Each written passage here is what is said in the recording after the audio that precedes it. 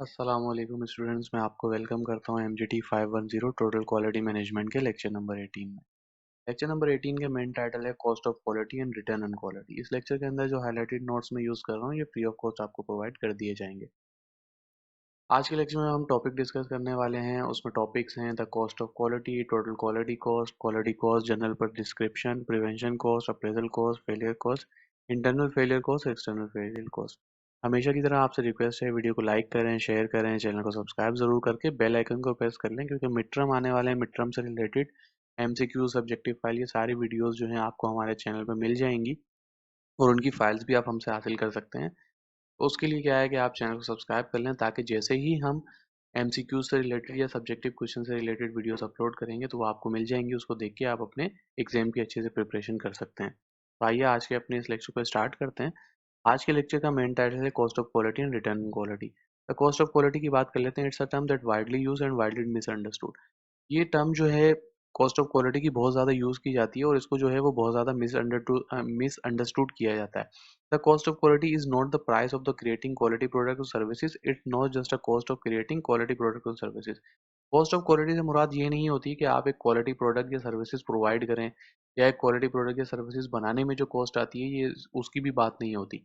Every time work is redone the cost of quality increasing. हर दफ़ा जो काम जो है वो एक काम जो हमने पहली दफ़ा किया उसको दोबारा किया जाता है किसी भी डिफेक्ट की वजह से या किसी भी मसले की वजह से, तो क्वालिटी की जो कॉस्ट है वो इंक्रीज कर जाती है।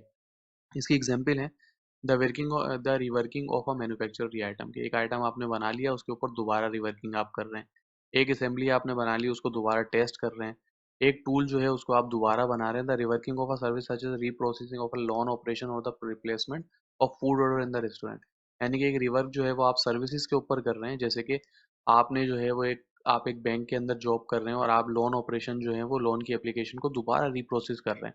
या एक रेस्टोरेंट के अंदर आप शेफ हैं और आपने जो है वो फूड को आप कस्टमर की कोई कंप्लेन आ गई, आप उस फूड को दोबारा बनाकर उनको दे रहे हैं।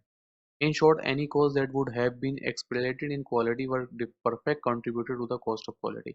यानी कि शॉर्ट के अंदर एक सिंपल सी एग्जांपल आप ले लेते हैं कि कोई भी काम अगर आपको एक दफ़ा आपने कर लिया, दोबारा करना पड़े किसी भी मसले की वजह से, तो उसको जो है वो कॉस्ट ऑफ क्वालिटी कहते हैं, क्योंकि एक प्रोडक्ट की कॉस्ट जो है वो इंक्रीज हो रही होती है। टोटल क्वालिटी कॉस्ट की बात कर लेते हैं। As the table shows, quality cost are the total cost of the incurred by, यानी कि quality cost, total quality cost जो है वो कौन सी होती है? Investing in the prevention of the non performance to requirement. यानी कि आप जो है वो प्रिवेंशन कर रहे होते हैं, आप एहतियात कर रहे होते हैं कि कोई डिफेक्ट जो है वो आगे ना जाए। उस एहतियात के अंदर जो टूल्स आप बना रहे होते हैं, जो इंस्पेक्शन प्रोसीजर्स आप बना रहे होते हैं, जो आप मशीन्स वगैरह जनरेट कर रहे होते हैं, या जो टूल्स आप ले रहे होते हैं जो डिफेक्ट्स को आगे जाने से रोके, कस्टमर की रिक्वायरमेंट को मीट करे, या उसमें कोई नॉन परफॉर्मेंस ना आए, उसको बचाने के लिए जो कॉस्ट आप लगा रहे होते हैं वो टोटल क्वालिटी कॉस्ट होती है। अप्रेजिंग अ प्रोडक्ट और सर्विसेज फॉर नॉन, आप प्रोडक्ट को चेक कर रहे होते हैं, अप्रेज कर रहे होते हैं, तो वो टोटल क्वालिटी कॉस्ट के अंदर आती है। और failing to meet the requirement, अगर कस्टमर की रिक्वायरमेंट को मीट करने में आप फेल हो गए, तो जब उस रिक्वायरमेंट को मीट करने के लिए दोबारा जो आप काम कर रहे होते हैं उस पर जो कॉस्ट आ रही होती है वो भी टोटल क्वालिटी कॉस्ट कहलाती है। ये तो हमने 3 स्टेप बात कर ली कि कौन-कौन सी कॉस्ट जो है वो मिला के टोटल क्वालिटी कॉस्ट बनती है। अब हम इसको ब्रेक डाउन करेंगे मुख्तलिफ किस्म की कॉस्ट के अंदर और उनको रीड करेंगे। क्वालिटी कॉस्ट जनरल डिस्क्रिप्शन क्या है? प्रिवेंशन कॉस्ट को हम देख लेते हैं कौन सी होती है। The cost of all activities specially design to prevent poor quality product और सर्विसेज।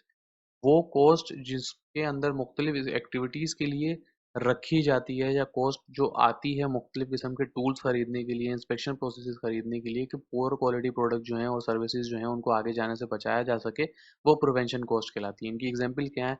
न्यू प्रोडक्ट रिव्यू, आपने कोई नया प्रोडक्ट बनाया उसको आप रिव्यू कर रहे हैं क्वालिटी के लिए, प्लानिंग कर रहे हैं, सप्लायर कैपेबिलिटी, आप जो सप्लायर जो आपको रॉ मटेरियल देता है उनको आप जाके उनको सर्वे कर रहे हैं, उनके प्रोसेसेस को चेक कर रहे हैं। प्रोसेस कैपेबिलिटी इवैल्यूएशन, आपके जो अपने प्रोसेसेस हैं उनकी कितने कैपेबल हैं उनको इवैल्यूएट कर रहे हैं।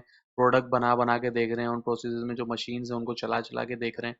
क्वालिटी इंप्रूवमेंट टीम मीटिंग्स आप कर रहे हैं, क्वालिटी इंप्रूवमेंट के प्रोजेक्ट्स आप कर रहे हैं, क्वालिटी एजुकेशन और ट्रेनिंग अपने एम्प्लॉयज़ को प्रोवाइड कर रहे हैं। तो ये तमाम किस्म की कॉस्ट जो है वो प्रिवेंशन कॉस्ट के अंदर आती हैं। उसके बाद हम अप्रेजल कॉस्ट को देख लेते हैं। अप्रेजल कॉस्ट क्या होती है? The cost associated with measuring, evaluating और auditing products and services to assure conformance of quality and industrial performance requirement. इसकी सिंपल सी एग्जांपल वो ले रहे हैं आप। अप्रेजल कॉस्ट ये होती है कि आप जो हैं वो अपने सप्लायर से रॉ मटेरियल ले रहे हैं। अब एक ऑर्गेनाइजेशन किस तरीके से काम करती है कि वो मुख्तलिफ ऑर्गेनाइजेशन से चीज़ें ले रही होती है। जैसे एक मिसाल ले लें कि एक कार बनाने वाली कंपनी है, वो किसी और कंपनी से जो है वो टायर्स ले रही है। तो वो क्या करेगी कि टायर्स की क्वालिटी को चेक करने के लिए अपने जो सप्लायर जहाँ से वो टायर्स ले रही है उस ऑर्गेनाइजेशन के अंदर अपने क्वालिटी की जो इंस्पेक्टर्स हैं उनको भेजेगी। वो वहाँ पर जाएंगे, वो चेक करेंगे कि हाँ टायर्स ठीक हैं या नहीं हैं, जो प्रोसेसेस हैं वो ठीक हैं या नहीं है, क्वालिटी वाइज वो उनके प्रोसेसेस सही हैं या नहीं है, इंटरनेशनल स्टैंडर्ड को मीट करते हैं या नहीं करते हैं। तो उसके जाने में, ट्रेन लोगों को हायर करने में जिनको टायर्स का पता हो, जो सारी कॉस्ट वगैरह आ रही होती है वो अप्रेजल कॉस्ट कहलाती है। Incoming and source of inspection tax और परचेज मटेरियल, जो परचेज मटेरियल आप लेकर आते हैं उनको आप अपनी ऑर्गेनाइजेशन में भी इंस्पेक्शन उसकी कर रहे होते हैं, तो उसके ऊपर जो कॉस्ट आ रही होती है वो अप्रेजल कॉस्ट कहलाती है। In process and final inspection, आप अपने प्रोसेस के दौरान जो चीज़ें चेक कर रहे होते हैं या फाइनल इंस्पेक्शन कर रहे होते हैं उस पे कॉस्ट जो है अप्रेजल कॉस्ट कहलाती है। Product process service audit, calibration और measuring and testing instrument, calibration हो रही होती है मुख्तलिफ इंस्ट्रूमेंट की, वो एक कहला रही होती है। अब कैलिब्रेशन क्या होती है, एक पॉइंट यहाँ पर आ गया कि हम लोग मुख्तलिफ अपने घरों के अंदर जो हैं वो थर्मामीटर यूज़ कर रहे होते हैं, शुगर की मशीन्स यूज़ कर रहे होते हैं, ब्लड प्रेशर की मशीन्स यूज़ कर रहे हैं, तो वो एक दफ़ा हम मशीन खरीद लेते हैं और साल उसको चलाते रहते हैं।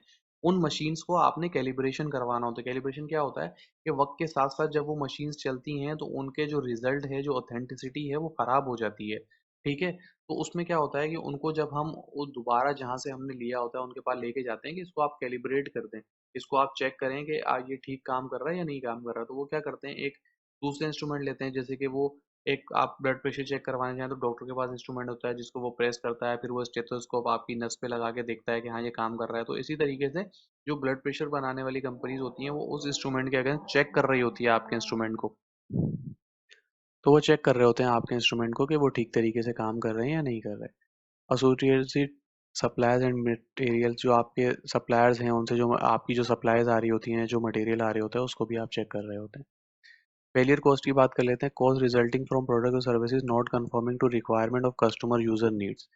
फेलियर कॉस्ट ये होती है कि आपने जो प्रोडक्ट बनाई है वो कस्टमर की रिक्वायरमेंट या सर्विसेज को पूरा नहीं कर पा रही है। आपने कोई सॉफ्टवेयर बनाया है, वो जो सॉफ्टवेयर का काम था वो नहीं कर पा रहा, तो वो सर्विसेज जो हैं वो आपकी फेल हो गई। या आपने कोई प्रोडक्ट बना के मार्केट के अंदर दी, जो मोबाइल है वो आपने 5G मोबाइल मिलाया, अब वो मार्केट के अंदर जाके वो 5G सर्विसेज नहीं दे रहा, तो वो फेल हो गया। अब failure cost are divided into two categories, यानी कि इंटरनल कॉस्ट होती हैं और एक्सटर्नल फेलियर कॉस्ट होती हैं। इंटरनल फेलियर कॉस्ट की हम बात कर लेते हैं। Failure cost occurring prior delivery to shipment of the product or furnishing of a services to the customer।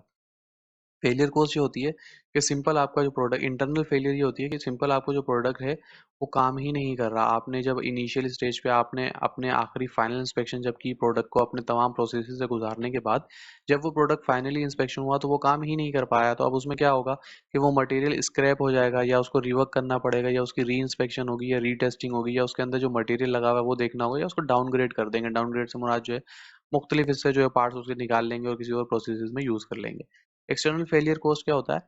Failure cost occurring after delivery और शिफ्टिंग ऑफ द प्रोडक्ट, जब ये कस्टमर के पास प्रोडक्ट पहुंच जाता है तो उसके बाद जो मसले मसाइल आ रहे होते हैं तो वो एक्सटर्नल फेलियर कॉस्ट के अंदर आते हैं। एंड ड्यूरिंग और after furnishing of services to the customer, जब ये कस्टमर के पास पहुंच जाता है जब इसके अंदर मसले मसाइल आते हैं। कैसे क्या आते हैं? प्रोसेसिंग, कस्टमर कंप्लेंट, के कस्टमर आपको कंप्लेन करता है, कस्टमर रिटर्न कर जाता है, वारंटी क्लेम आ रहे होते हैं या प्रोडक्ट रिकॉल होता है।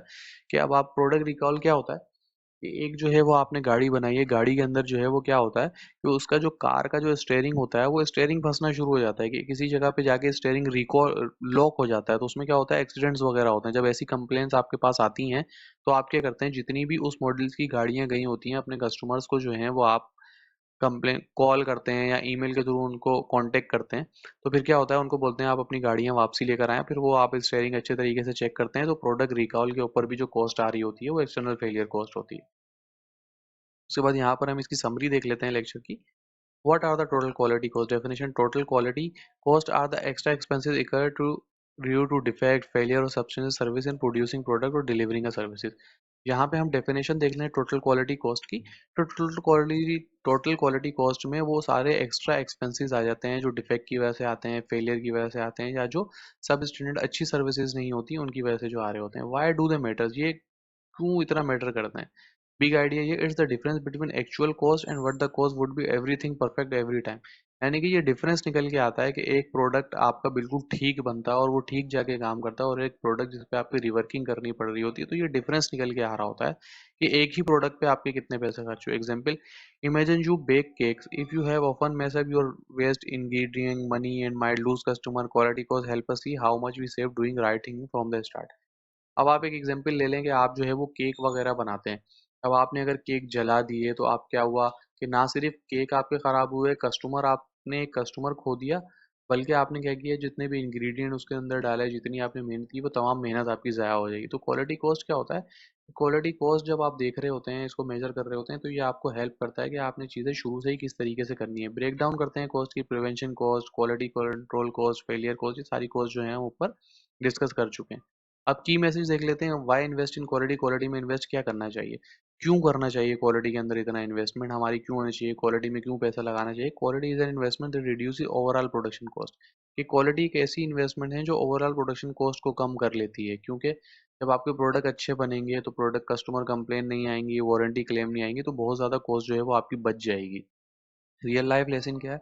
Just like baking, investing in good practices, prevention cost and checking alone the way quality control save money and keep customer coming back.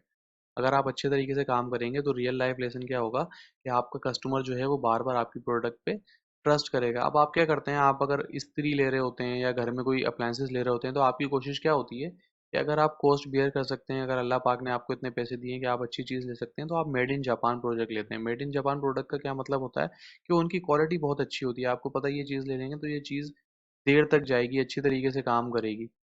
Remember continuous journey. Quality is not one simple time thing. It's never ending process of improvement को। यानी कि इसका जो main जो इस पूरे chapter का जो है वो जो इसकी समरी है वो ये है कि क्वालिटी जो है वो एक दफ़ा करने वाला काम नहीं है। इट्स नेवर एंडिंग प्रोसेस है, कि इनफाइनाइट प्रोसेस है, हमेशा आपने इंप्रूवमेंट करते रहना।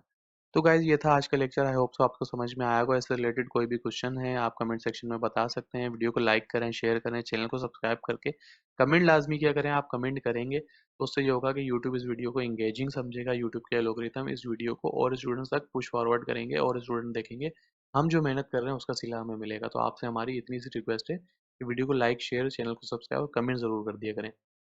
आज की वीडियो में इतना ही, मिलते हैं अगली वीडियो में। जब तक दुआओं में याद रखिएगा। अल्लाह हाफिज़। और आज आपका मिड टर्म का सिलेबस भी कंप्लीट हो गया। Thank you so much. अब इंशाल्लाह एमसीक्यूज और सब्जेक्टिव क्वेश्चन इस चैप्टर के हम बनाएंगे, इस पूरे कोर्स के हम बनाएंगे, ताकि आप अपने मिड टर्म में अच्छा स्कोर कर सकें। आज की वीडियो में इतना ही, मिलते हैं अगली वीडियो में। जब तक दुआओं में याद रखिएगा। अल्लाह।